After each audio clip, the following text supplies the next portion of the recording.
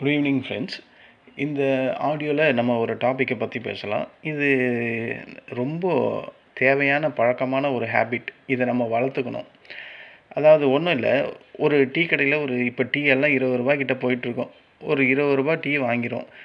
அந்த 20 ரூபா டீயில் நம்ம கம்மியாக குடித்தா அதில் மீதி ஏதாவது காசு மிஞ்சுமா அப்படின்னு கேட்டால் அதில் எதுவும் மிஞ்சாது.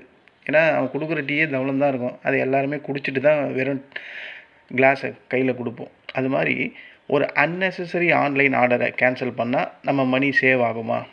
அந்த இடத்துல பணம் கண்டிப்பாக சேவ் தான் ஆகும். ஆனால் அதே பணம் தான் நாளைக்கு ஒருத்தரோட வாழ்க்கையை காப்பாற்றும் அப்படின்னு சொன்னால் அது உங்களுக்கு கண்டிப்பாக கிளியராக புரியும். பணத்தை பேஸ் பண்ணி தானேங்க இப்போ எல்லாமே நடந்துக்கிட்டு இருக்கு லைஃப்பில். அப்போது ஒரு பணத்தை சேர்க்கறது எப்படி அப்படின்ட்டு தான் இந்த ஆடியோவில் நான் பேச போகிறது. அதாவது நம்ம வாழ்க்கையில் பெரிய சம்பளம் அப்படின்றது ஒரு முக்கியம் கிடையாது, ஓகேங்களா? பெரிய சேமிப்பு அப்படின்ற ஒரு பழக்கம் தான் ரொம்ப ரொம்ப முக்கியம். அதுதான் ஒவ்வொருத்தரோட லைஃப்லேயும் இம்பார்ட்டண்ட்டான ஒன்று. ஏன் அப்படி சொல்கிறேன்னா, ஒரு சிறு சேமிப்பு அப்படின்னு சொல்கிறது வெறும் பணத்தை மட்டும் நான் அங்கே சொல்லலை. அது உங்களோட ஃப்யூச்சருக்கான ஒரு செக்யூரிட்டி அப்படின்னு தான் நான் இங்கே சொல்ல வரேன், ஓகேங்களா? சிறு சேமிப்பு அப்படின்றது சிறு சேமிப்பு, சின்ன சின்ன பணத்தை சேகரித்து நாளைக்கு ஒரு வெல்த்தை க்ரியேட் பண்ணுறது. வெல்த்தெல்லாம் க்ரியேட் ஆகுதுன்னு வச்சுங்க, ஆனால் உங்கள் பண தேவையை ஈடு செய்கிற அளவுக்கு அது அங்கே சேமிப்பு ஆகக்கூடிய ஒரு இடம் தான் இந்த சிறு சேமிப்பு. அப்போது இங்கே ஒரு கேள்வி. நான் மாதம் 50,000 சம்பளம் வாங்குகிறேன். இருந்தாலும் நான் பல நேரம் கடனில் தான் இருக்கேன். ஆனால் 15,000 வாங்குகிற ஒருத்தர் எந்த வித டென்ஷனும் இல்லாமல் நல்லா சந்தோஷமாக இருக்காங்க. எப்படி, ஏன் அப்படின்ற மாதிரி நீங்கள் என்றைக்கா திங்க் பண்ணியிருக்கீங்களா? அதாவது ஒருத்தன் சம்பளத்தில் வேலை பண்ணுறான், இன்னொருத்தன் ஃப்யூச்சருக்கு வேலை பண்ணுறான். இங்கே இருக்கக்கூடிய வித்தியாசம் அதுதான். அதுக்குள்ளே இருக்க மிகப்பெரிய டிஃப்ரென்ஸ் என்னென்னா, அதில் இருக்கிறது தான் அந்த சிறு சேமிப்பு.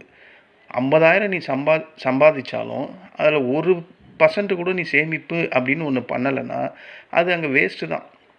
இன்னொருத்தன் 15,000 சம்பாதிக்கிறான், அதில் அவன் மாதம் அவனால் முடிஞ்ச அளவுக்கு சிறு சேமிப்பை பண்ணுறான். அதனால தான் அந்த டிஃப்ரென்ஸ் அங்கே நான் பர்டிகுலராக சொல்கிறேன், ஓகேங்களா? ஏன் அவன் மட்டும் சந்தோஷமாக இருக்கான்னா இந்த ஒரு ரீசன் தான். ரியல் லைஃப்பில் இதை எப்படி நம்ம கனெக்ட் பண்ணலாம்? நம்ம வீட்டில் பழைய ஜென்ரேஷன்ஸ் என்ன பண்ணுவாங்க, ஒரு டப்பா இருக்கும், அதில் தினமும் 5 ரூபா 10 ரூபா 20 ரூபா போட்டுக்கிட்டே இருப்பாங்க. அப்போ நம்ம எல்லாம் சிரிச்சிருப்போம், நமக்கு அதை பற்றி தெரிஞ்சிருக்காது. ஆனால் இப்போது அதை பற்றி நமக்கு புரியுது. அது வெறும் டப்பா கிடையாது, அது ஃபேமிலியோட செக்யூரிட்டி அப்படின்ற மாதிரி நமக்கு நம்ம இப்போ எனக்கு ஒரு 45 ஏஜ் 44 ஏஜ் ஆகுதுன்னா எனக்கு அது புரியுது. ஆனால் இப்போ இருக்கிற ஜென்ரேஷனுக்கு அது தெரியுமா அப்படின்னு கேட்டால் தெரியாது, புரியாது. உதாரணம் சொல்கிறேன். இப்போ எத்தனை ஜென்ரேஷன், இப்போ இருக்கிற யங்ஸ்டர் ஜென்ரேஷன், அது லேடிஸ் அண்டு ஜென்ட்ஸ் எல்லாருமே இருக்கட்டும், சம்பளம் வந்த அடுத்த 5 நிமிஷத்தில் என்ன ஆகுது?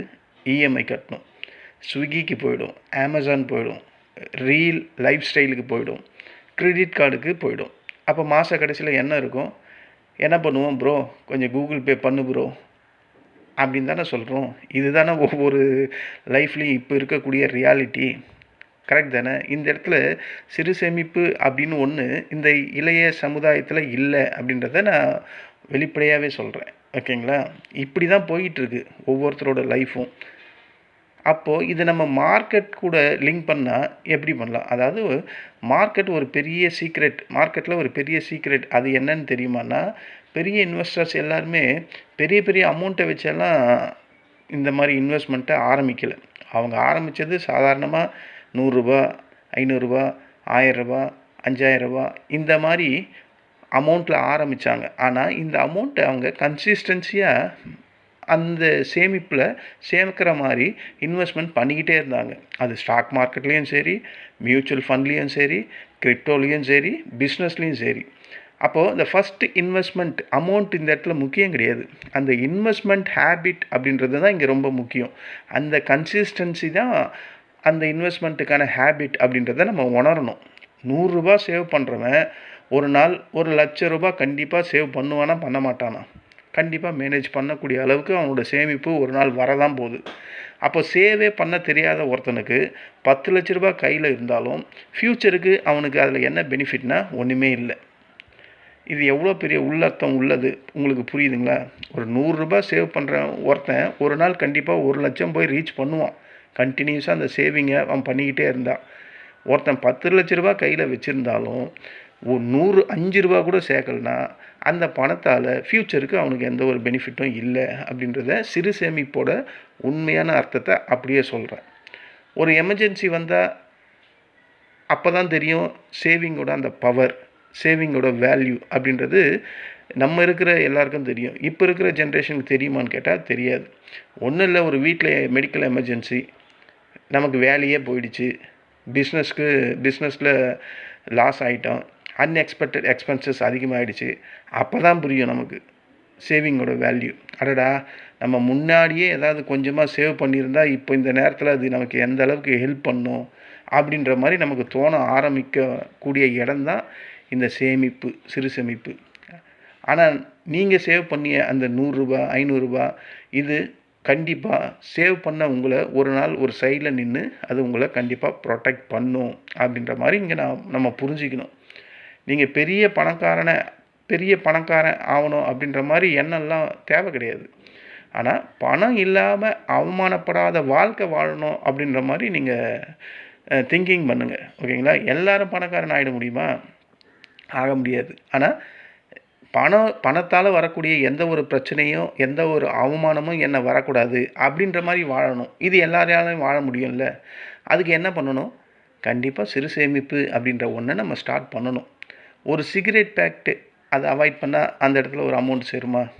ஒரு அன்வான்ட் ட்ரிப்பை அவாய்ட் பண்ணால் அந்த இடத்துல மணி சேருமா? ஒரு ஆன்லைன் இம்பல்ஸ் பர்ச்சேஸை அவாய்ட் பண்ணால் அந்த இடத்துல சேமிப்பு வருமா? இந்த மாதிரி அமௌண்ட்டை சேவ் பண்ணணும். நம்ம எல்லாத்தையுமே துறவி மாதிரி எல்லாத்தையும் திறந்துட்டு வேணாம் அப்படின்லாம் இல்லை. எல்லாமே அன்னெசரியாக இருக்கிறத சேவ் பண்ணாவே அதுவே ஒரு நல்ல அமௌண்ட்டாக சேரும் அப்படின்ற மாதிரி சொல்கிறேன். இன்றைக்கி 100 நாளைக்கு 500 அடுத்த வருஷம் அது அப்படியே மல்டிபிள் ஆகிறதுக்கான வாய்ப்பு இருக்குது. அதுதான் இன்வெஸ்ட்மெண்ட்டில் ஒவ்வொரு நாளும் ஷேர் மார்க்கெட்டில் தொடர்ச்சியாக நடந்துக்கிட்டே இருக்குது. இன்வெஸ்ட்மெண்ட் ஒருத்தர்கிட்ட தொடர்ச்சியாக சேர ஆரம்பிச்சதுன்னா அவங்களோட எதிர்கால ஃப்யூச்சர்ஸில் ஒரு ஃப்ரீடம், அதாவது ஃபினான்ஷியல் ஃப்ரீடம் அப்படின்றது அவங்களுக்கு இயல்பாகவே வரக்கூடியதாக இருக்கும். மார்க்கெட்டில் ப்ராஃபிட் ஏர்ன் பண்ணணும்னா முதல்ல கேபிட்டல் வேணும். கரெக்ட் தானே? கேபிட்டல் வரணும்னா முதல்ல சேவிங் வேணும்.